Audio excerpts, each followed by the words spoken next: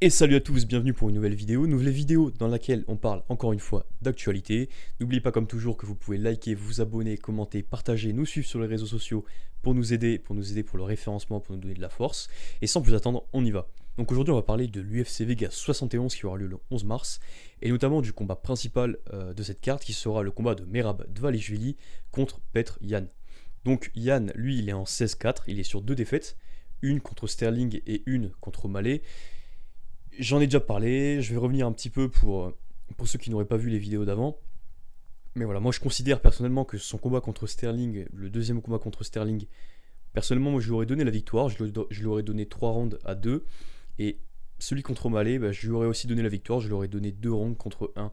Donc voilà, c'est un petit peu, il se retrouve dans une position un peu fâcheuse, dans laquelle il s'est un petit peu fait voler quand même sur ces deux derniers combats. Et on verra bien celui contre Dvalishvili, mais j'espère en tout cas que la décision sera juste. Et donc Merab, lui, il est en 15-4, il est sur 8 victoires d'affilée, ce qui a une très bonne dynamique, on va dire, une très bonne dynamique, c'est encourageant pour lui.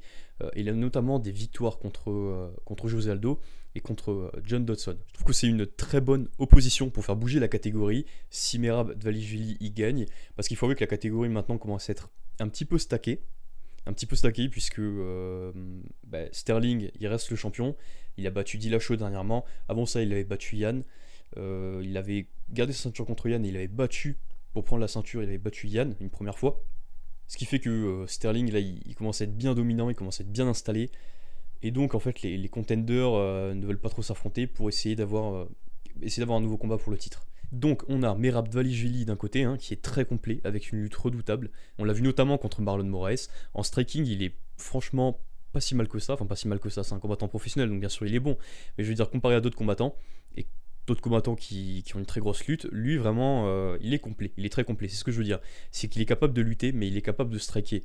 On l'a vu striker contre Marlon Moraes, ça a été très efficace. Il a réussi à le coucher dans le premier round justement. Après, bon, Marlon Moraes, lui pour le coup est sur une très mauvaise dynamique, ce qui n'est pas très encourageant pour lui. Mais voilà, donc il est capable de faire les deux, et ça va être un sérieux adversaire, je pense, contre Petr Yan. Mais attention, on l'a vu contre José Aldo, il y a quand même ses limites en striking par exemple. Les crochets étaient très larges, il envoyait de très larges crochets avec la tête baissée. Il essayait de mettre de la puissance, mais il n'a pas vraiment réussi à toucher Aldo. Il a fini par gagner quand même parce qu'Aldo a une bonne baisse de régime. Enfin, du coup, pour lui, c'était plutôt un mauvais régime. Mais en tout cas, il a vraiment perdu en activité au fil du combat. Le premier round était pour Aldo.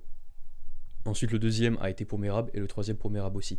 Donc ça a été un petit peu dommage pour José Aldo ce combat-là, parce qu'il n'a pas vraiment été mis en difficulté, sauf par le clinch et on va dire la stratégie de sap de Merab Dvalishvili, mais c'était pas un combat particulièrement encourageant pour Dvalishvili. On a vu qu'il n'avait pas peur du striking très efficace d'un José Aldo par exemple. Mais d'un autre côté aussi, la lutte, il a vraiment manqué de réussite en lutte. C'est vraiment. En tout cas, dans ce combat, même s'il a gagné, moi j'étais resté un petit peu sur ma faim concernant Merab. Je m'attendais à une plus grosse domination de sa part, ce qui n'a pas été le cas. Mais on va voir dans le combat contre Yann, parce qu'on sait en plus de ça que Dvalishvili s'entraîne avec Sterling. Les deux sont très proches. Les deux sont très proches, se considèrent comme des amis. Et d'ailleurs, c'est ce qui fait que Merab Dvalishvili avance prudemment. Il n'a pas envie d'affronter son partenaire d'entraînement. Il n'a pas envie d'affronter Sterling pour la ceinture. Donc peut-être que le fait qu'il se rapproche à ce point du titre Bantam, peut-être que ça pourrait annoncer un petit peu une communication entre Dvalishvili et Sterling, et peut-être que Sterling aurait l'ambition de monter en featherweight. Moi ça me surprendrait pas, c'est un très très gros gabarit pour les Bantams. Ça ne me surprendrait pas du tout de voir à l'avenir Sterling essayer de monter et essayer de prendre la ceinture à celui qui sera le champion featherweight. Donc comme je disais, Merab Dvalishvili, il faudra qu'il fasse attention. Il faudra qu'il fasse attention parce que son striking a tendance à lui faire un petit peu défaut dans les combats, même s'il est bon, il a quelques déchets qui peuvent être cueillis par Yann. Et surtout qu'Yann, à mon avis, il a tous les outils pour battre Merab Dvalishvili. Il a une excellente anti-lutte. Là, pour ça, je vous demande de vous référer au combat contre Magomed Magomedov, le deuxième, lorsqu'il était encore dans l'organisation russe. Ça a été un combat où il a montré qu'il est capable d'avoir un très bon game plan anti-lutte. Moi, vraiment, c'est un combat que je prends un petit peu pour référence pour ceux qui veulent s'entraîner contre des très gros lutteurs. Je pense que Yann, là, il a vraiment fait c'était vraiment une masterclass de sa part. Il a vraiment montré comment arrêter un lutteur qui est en face de soi. Évidemment, encore une fois, c'est plus facile à dire qu'à faire, hein. On le voit bien dans les combats, ceux qui ont affronté Khabib, hein, ils avaient beau avoir essayé d'avoir une stratégie et s'entraîner techniquement. Il y a un moment où quand le mec en face est beaucoup trop bon, il est beaucoup trop bon. Et donc voilà, je pense que Yann, par son striking, est capable de mettre très en difficulté Merab Dvalishvili. Et je pense aussi que par son anti-lutte, hein, par ses facultés, par les facultés qu'il a pour rester debout, c'est possible qu'il annule complètement le jeu de Merab Dvalishvili. Il peut, à mes yeux, en 5 rounds, s'imposer même peut-être par KO ou TKO dans le 4e ou 5e round. Parce que le fait est qu'on n'a jamais vu Merab en 5 rounds, on l'a déjà vu en 3, hein.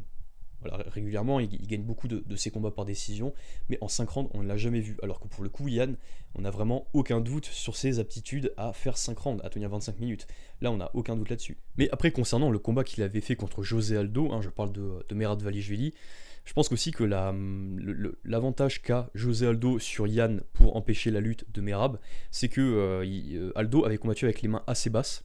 Il est devenu tellement bon en striking, enfin il a toujours été très bon, mais il a une telle expérience, un tel niveau en pied-point, José Aldo, qu'il pouvait se permettre d'avoir les mains basses, et il a vraiment pris très peu de dégâts de la part de Merab.